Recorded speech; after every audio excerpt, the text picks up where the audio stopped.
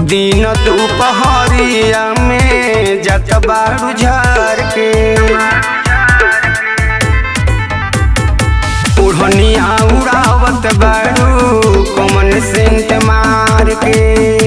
दिन दुपहरिया में जत बारू झार के आपन चढ़ल है जवनिया लुटैबू का धीरे धीरे लहंगा उठवैबू की गोली चलवैबू का धीरे धीरे लहंगा उठवैबू की गोली चलवैबू का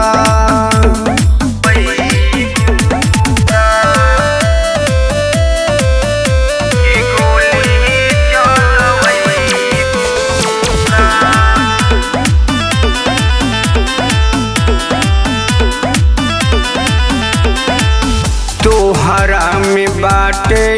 कौन खास ऐसन बात हो जालू तू जहाँ हो जाला दिन रात हो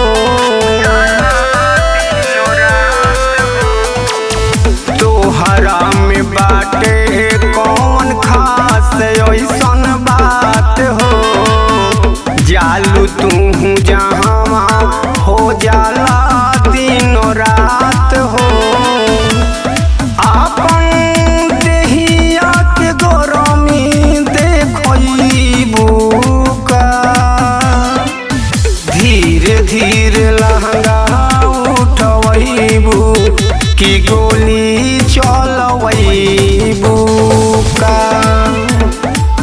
धीरे धीरे लहंगा उठवैबू की गोली चलवैबू का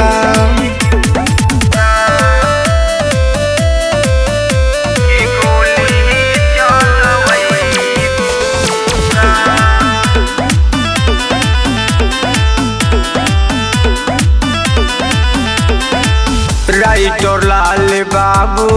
तोहर देखले बाड़े खेला घरवा से जात बारू करे तेला मेला।